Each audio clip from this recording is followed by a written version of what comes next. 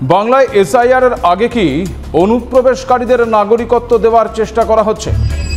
ভুয়ো ভোটার, ভুয়ো আধার কার্ড এই সমস্ত তৈরির প্রমাণ আগেই মিলেছে। এবার কি তবে বাংলায় তৈরি হচ্ছে ভুয়ো বার্থ সার্টিফিকেট? নির্বাচন কমিশন বিহারে এসআইআর এ যে নথিগুলো গুরুত্বপূর্ণ বলে জানিয়েছে তার মধ্যে সবচেয়ে গুরুত্বপূর্ণ এই বার্থ সার্টিফিকেট বা জন্মের শংসাপত্র। সে কারণে কি এবার এই বাংলাতে তৈরি হচ্ছে ভুয়ো বার্থ সার্টিফিকেট? কে বা কারা তৈরি করছে এই ভুয়ো বার্থ সার্টিফিকেট? এসআইআর হলে কি এই ভুয়ো বার্থ সার্টিফিকেটগুলো ধরা পড়বে?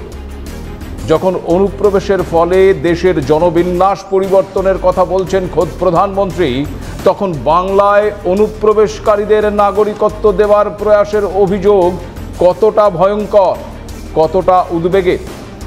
আপনারা দেখতে শুরু করেছেন এডিটার্স ডায়েরি। আমি ভাস্কর দত্ত আপনাদেরকে আরও একবার স্বাগত জানাই। বাংলার ভুয়ো ব্যাপারটি নতুন কিছু নয়। কেউ কেউ তো মজা করে বলেন বাংলায় কি না পাওয়া যায়, চাইলে নাকি বাংলায় বাঘের দুধও পাওয়া যায়। সেখানে নকল আধার কার্ড, নকল ভোটার কার্ড, এমনকি নকল পাসপোর্ট তৈরির অভিযোগ আগেই বাংলার বহুবার উঠেছে। এগুলি দিয়েই নিজেকে ভারতীয় নাগরিক প্রমাণ অনায়াসেই করা যেত। তাই খুব সহজেই এগুলো বানিয়ে ভোটার তালিকায় নাম তোলার অভিযোগও উঠেছে এর আগে বহুবার। শুধু তাই নয়, ভুয়ো পরিচয় দিয়ে পঞ্চায়েত নির্বাচনে প্রার্থী হয়ে ভোটে জিতে পঞ্চায়েত প্রধান হওয়ার অভিযোগও সামনে এসেছে। কিন্তু এসআইআর সময়কালে এখন ভোটার, আধার, প্যান কার্ড এইসব খুব একটা কমিশন নাকি পাত্তা দিচ্ছে না। বিহারের জন্য যে 11টি নথির কথা বলা হয়েছে সেখানে এই জন্মের শংসাপত্র বা ওই বার্থ সার্টিফিকেট ভীষণ গুরুত্বপূর্ণ। খুব স্বাভাবিকভাবেই অনুপ্রবেশকারীদের কাছে আর যাই থাক, ভারতে জন্মগ্রহণ করার মানে ওই ভারতে থাকার বা ভারতে জন্মের সার্টিফিকেট থাকবে না। আর সেখানেই ধরা পড়ে যাওয়ার আশঙ্কাটা তৈরি হচ্ছে। কিন্তু এ বাংলা হে ভাই, এখানে সবই সম্ভব। ওই যে আগেই বললাম, কেউ কেউ বলেন বাংলায় বাঘের দুধও পাওয়া যায়। সেখানে জন্মের সার্টিফিকেট তো একটি সামান্য বিষয়। এবার এমনই ভয়াবহ অভিযোগ সামনে এসেছে। অভিযোগ, বাংলাদেশ এবং পাকিস্তান থেকে আসা ব্যক্তিদের নাগরিকত্ব পাইয়ে দিতেই জালিয়াতি করা হয়েছে। আর এই অভিযোগ করেছেন আবার একজন সরকারি কর্মী। তাহলেই ভাবুন, এই যে আপনারা বলেন রাজ্যের সমস্ত সরকারি কর্মচারীদের নাকি শিরদাঁড়া বিক্রি হয়ে গেছে, না, তা একদমই ঠিক নয়। এখনো কিছু মানুষ আছেন যাদের শিরদাঁড়াটা এখনো সোজা আছে। বিপদ বুঝেও সেই শিরদাঁড়াটা তারা বিক্রি করেননি বা করবেন না, এমন সরকারি কর্মচারী এখনো আছেন এ বাংলায়। দক্ষিণ 24 পরগনার কাকদ্বীপের অ্যাসিস্ট্যান্ট সিস্টেম ম্যানেজার, যাকে এর আগে বরখাস্তও করা হয়েছিল, সেই ব্যক্তি এবার হাইকোর্টে বিস্ফোরক অভিযোগ করেছেন। কি সেই অভিযোগ? দক্ষিণ 24 পরগনার পাঠানখালী গ্রাম পঞ্চায়েতে অনলাইনে বিপুল সংখ্যক ভুয়ো জন্ম এবং মৃত্যুর শংসাপত্র তৈরি হয়েছে।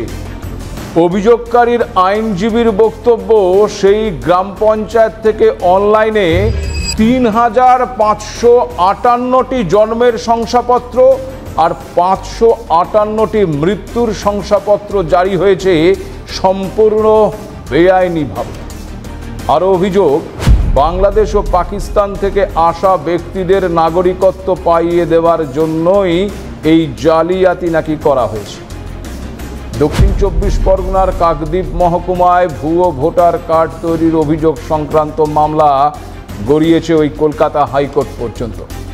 সেই মামলায় এই জন্ম ও মৃত্যুর শংসাপত্র জালিয়াতি করে ভোটার তালিকায় নাম তোলার অভিযোগ ঘিরে এবার বিচারপতি অমৃতা সিনহা কড়া পদক্ষেপ নিলেন। নির্বাচন কমিশনের কাছে বিস্তারিত রিপোর্ট চেয়ে পাঠিয়েছেন বিচারপতি। নির্বাচন কমিশনের আইনজীবী আদালতে জানিয়েছেন ইতিমধ্যেই নাকি তারা এ বিষয়ে প্রাথমিক ব্যবস্থা নিয়েছেন। অভিযোগগুলো রাজ্যে ওই স্পেশাল ইন্টেন্সিভ রিভিশন প্রক্রিয়ার সময় খতিয়ে দেখা হবে। প্রশ্ন এখানেই যে সত্যিই কি এই স্পেশাল ইন্টেন্সিভ রিভিশনের সময় এই ভুয়ো শংসাপত্রগুলো ধরা পড়বে, নাকি ফাঁক গলে বেরিয়ে যাবে? খুব গুরুত্বপূর্ণ।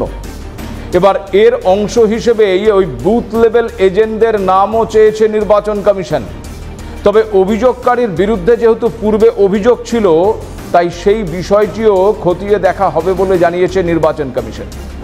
আর এইসব কিছু শোনার পরে বিচারপতি অমৃতা সিনহা স্পষ্ট নির্দেশ দিয়েছেন নির্বাচন কমিশনকে।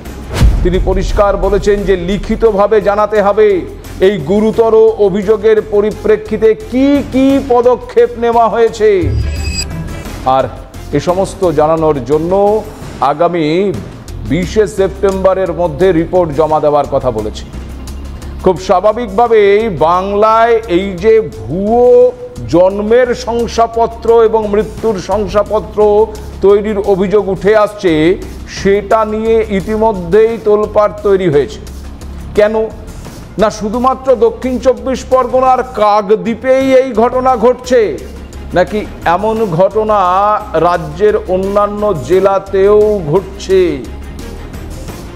খুব প্রয়োজন এই মুহূর্তে জন্মের শংসাপত্র মানে বার্থ সার্টিফিকেট। তার কারণ বাংলায় যে এসআইআর হবে, সেই এসআইআরের সময় এই জন্মের সার্টিফিকেটই আপনাকে এটা প্রমাণ করার সুযোগ করে দেবে যে আপনি ভারতীয়। ভোটার কার্ড বা প্যান কার্ড দেখালে হবে না। খুব স্বাভাবিকভাবে তখনই এই জন্মের শংসাপত্রটি দরকার পড়বে। এবং খুব স্বাভাবিকভাবেই অনেকের হয়তো জন্মের শংসাপত্র নেই, তারা কি করবেন তারা ভেবে পাচ্ছেন না, সেই কারণে তারাও হয়তো অ্যাপ্লাই করছেন। আবার ওই যেটা অভিযোগ, অর্থাৎ বাংলাদেশ বা পাকিস্তান থেকে যারা এসেছেন তারা তো হয়তো ভুয়োভাবে তাদের নাম ভোটার তালিকায় তুলে ফেলেছে, কিন্তু যে মাধ্যম দিয়ে তুলেছে সেটা ধরা পড়ে যাওয়ার চান্স প্রচুর। আর ঠিক সেই কারণে তারাও চাইছেন তাদেরও একটা জন্মের শংসাপত্র তৈরি হয়ে যাবে। কি মানে চক্রটা কেমন একবার ভাবুন। তার কারণ এই জন্মের শংসাপত্র তৈরি করতে গেলে প্রথমত কোথায় জন্মেছেন, কবে জন্মেছেন, এই গোটা বিষয়টি সরকারের খাতায় লিপিবদ্ধ হচ্ছে। ভাবুন, যদি এই অভিযোগ সত্য হয়ে থাকে, যদি এই ঘটনা কাকদ্বীপেই সংঘটিত হয়, তো তাহলে তো সেটা ধরার বিষয়ে উদ্যোগ গ্রহণ করতে হবে। নির্বাচন কমিশন যথাযথ ব্যবস্থা নেওয়ার কথা বলেছে। কিন্তু যদি এই কাকদ্বীপের মতন ঘটনা যদি বাংলার আরো বিভিন্ন প্রান্তে ঘটে থাকে, তাহলে বিষয়টা কতটা উদ্বেগের, কতটা চিন্তার অনুধাবন করছেন কি? এদিকে আজ আবার বিহারের এসআইআর মামলা নিয়ে বড় নির্দেশ দিয়েছে সুপ্রিম কোর্ট। সুপ্রিম কোর্ট আজ নির্দেশ দিয়েছে যে খসড়া ভোটার তালিকা থেকে বাদ পড়া ব্যক্তিরা অনলাইনে অন্তর্ভুক্তির জন্য আবেদন জমা দিতে পারবেন এবং ফর্ম ওই সশরীরে জমা দেওয়ার কোনো প্রয়োজন নেই। স্বাভাবিকভাবেই আদালতের এই নির্দেশে কিছুটা রেহাই পেয়েছেন বিহারের মানুষ, যারা দূরবর্তী স্থানে থাকেন। কম সময়ের মধ্যে তারা এসে তাদের সশরীরে ফর্ম জমা দিতে পারবেন কি পারবেন না চিন্তায় ছিলেন। তাদের কাছে সুপ্রিম কোর্টের এই রায় কিন্তু অত্যন্ত উল্লেখযোগ্য, বা তাদেরকে রেহাই দিচ্ছে। তারা দূরবর্তী স্থান থেকেই অনলাইনের মাধ্যমে এই নথি তারা জমা করতে পারবে। আর এক্ষেত্রে ওই অন্য নথিগুলোর সঙ্গে আধার কার্ডও জমা দেওয়া যেতে পারে বলেও জানিয়েছে সুপ্রিম কোর্ট। বিচারপতি সূর্যকান্ত এবং জয়মাল্য বাগচির বেঞ্চ বিহারের 12টি স্বীকৃত রাজনৈতিক দলকে তাদের বুথ লেভেল এজেন্টদের নিজ নিজ বুথের ব্যক্তিদের ফর্ম জমা দেওয়ার জন্য সহায়তা করার নির্দেশ দিয়েছে। তাহলে খুব ভালো করে বুঝুন, বিহার এসআইআর নিয়ে যে তীব্র বিতর্কের সূত্রপাত তৈরি হয়েছিল, যে বিহারে নাকি যার ইচ্ছা তারই নাম কেটে দেওয়া হচ্ছে, এমন ঘটনা ঘটেছে, তা কিন্তু এখনো কোনো প্রমাণ বিহারের কোনো রাজনৈতিক দলের তরফ থেকে দেওয়া হয়নি বা দিতে পারেনি। এমন কোনো অভিযোগও সেভাবে সামনে আসেনি। কিন্তু তা সত্ত্বেও যাদের নাম বাদ গেছে, আদালতের নির্দেশে তাদের তালিকা অলরেডি নির্বাচন কমিশন প্রকাশ করেছে। আজকে আদালত পরিষ্কার জানিয়ে দিল যে বাদ যাদের নাম গেছে তাদেরকে সশরীরে এসেই যে ফর্ম ফিল আপ করতে হবে এমনটা নয়, তারা অনলাইনের মাধ্যমে ফর্ম ফিল আপ করতে পারে এবং নির্বাচন কমিশন যে 11টা নথি চেয়েছে তার সঙ্গে তারা আধারকেও যুক্ত করতে পারে বা আধারও তারা দিতে পারে। স্বাভাবিকভাবেই বাদ যাওয়া নামের মধ্যে যারা রয়েছেন তাদের মধ্যে কেউ যদি এবার এই ভোটার তালিকায় নাম তুলতে চান, আর সামান্য সময় বাকি আছে, 1 সেপ্টেম্বর পর্যন্ত সময় দিয়েছে নির্বাচন কমিশন, সেই সময়ের মধ্যে তারা অনলাইনে তার নাম নথিভুক্ত করতে পারবে। এদিকে আবার অনুপ্রবেশ নিয়ে ফের একবার সরব হয়েছেন খোদ প্রধানমন্ত্রী নরেন্দ্র মোদী। কি বলেছেন তিনি, আর তিনি যা বলেছেন তা কতটা গুরুত্বপূর্ণ? 26-এর নির্বাচনের আগে ফের একবার বাংলার সফরে এসছেন প্রধানমন্ত্রী নরেন্দ্র মোদী, মেট্রো প্রকল্পের উদ্বোধন। কিন্তু সে ছাড়াও তিনি যে বক্তব্য পেশ করছেন সেখানে অদ্ভুতভাবে উঠে আসছে অনুপ্রবেশ প্রসঙ্গ। অনুপ্রবেশ ইস্যুতে প্রধানমন্ত্রী নরেন্দ্র মোদী বলেছেন, দেশের এক অন্যতম বড় সমস্যা হলো এই অনুপ্রবেশ। বহু জায়গাতেই দ্রুত বদলে যাচ্ছে জনসংখ্যা বিন্যাস, বিশেষ করে বিহারের সীমানাগুলোর পাশাপাশি পশ্চিমবঙ্গের সীমানাগুলোও রয়েছে তার মধ্যে। প্রধানমন্ত্রী পরিষ্কার জানিয়েছেন যে এই অনুপ্রবেশকারীদের কখনোই রেয়াত করা হবে না। আর এই অনুপ্রবেশকারীদের জন্য যারা গলা ফাটাচ্ছেন তাদেরকেও চিনে রাখার কথা জানিয়েছেন প্রধানমন্ত্রী। তার কথায় দেশে অবৈধ অভিবাসীদের ক্রমবর্ধমান জনসংখ্যা উদ্বেগের বিষয় হয়ে দাঁড়িয়েছে। খুব স্বাভাবিকভাবেই এই গোটা ঘটনার জন্য যে কড়া ব্যবস্থা নেওয়া হবে এদিন তারও ইঙ্গিত দিয়েছেন প্রধানমন্ত্রী। पश्चिम बंगाल तो सीमावर्ती राज्य है। जिस प्रकार बॉर्डर के इलाकों में डेमोग्राफी बदली जा रही है, ये पश्चिम बंगाल में सामाजिक संकट भी पैदा कर रहा है। खास तौर पर किसानों से धोखाधड़ी करके उनकी जमीन पर कब्जा किया जा रहा है, आदिवासियों को गुमराह करके उनकी जमीन हड़पी जा रही है। देश ये सहन नहीं कर सकता, इसको रोकना ही होगा। इसलिए इस बार लाल किले से मैंने घुसपैठ के खिलाफ विशेष डेमोग्राफी मिशन की घोषणा की है। ইতিমধ্যেই প্রধানমন্ত্রী এই জনসংখ্যার বিন্যাস যে পরিবর্তন হচ্ছে তার পরিপ্রেক্ষিতে ব্যবস্থা গ্রহণ করার জন্য একটি মিশন গ্রহণ করেছে, যা খুব শীঘ্রই শুরু হবে বলেও জানিয়েছেন প্রধানমন্ত্রী। আর এখানেই প্রশ্ন উঠছে, বিহার হোক কিংবা বাংলা, অনুপ্রবেশের সমস্যা গোটা দেশ জুড়ে রয়েছে। এই অনুপ্রবেশকারীরা কাদের ভাত মারছে, কাদের কাজ কেড়ে নিচ্ছে এবং কাদের জমি কেড়ে নিচ্ছে, আজকে যদি আমরা না ভাবি তাহলে খুব স্বাভাবিকভাবেই আগামীতে আমাদের পরবর্তী প্রজন্ম উত্তর চাইবে। শুধুমাত্র রাজনৈতিক স্বার্থের জন্য যদি সত্যি এই বাংলাদেশি বা পাকিস্তানিদের ভুয়ো জন্মের শংসাপত্র পাইয়ে দিয়ে ভোটার তালিকায় নাম তোলার জন্য ব্যবস্থা করে দেওয়া হয়, তা আদতে বাংলার মানুষকে বিপদে ফেলা নয় কি? ভারতবর্ষের নিরাপত্তা নিয়ে ছিনিমিনি খেলা নয় কি? তার কারণ এই বাংলাদেশ এবং পাকিস্তান থেকে যে বা যারা ভারতবর্ষে অবৈধভাবে প্রবেশ করেছেন তারা এই ভারতবর্ষের নাগরিক তো নয়, অবৈধভাবে ভারতবর্ষে তারা বসবাস করছেন। এবং তারা শুধু বসবাস করছেন এমনটা নয়, তারা জীবন জীবিকার স্বার্থে এ ভারতবর্ষে এ বাংলায় কোথাও না কোথাও কোনো কাজ তারা করছেন।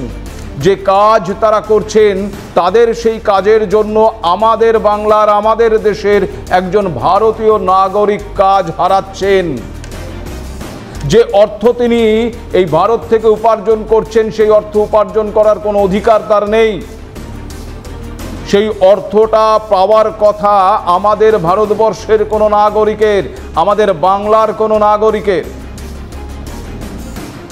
আবারও বলছি, কাকদ্বীপের যে অভিযোগ উঠে এসেছে সেই অভিযোগ অত্যন্ত গুরুত্বপূর্ণ এবং অত্যন্ত উদ্বেগেরও বটে।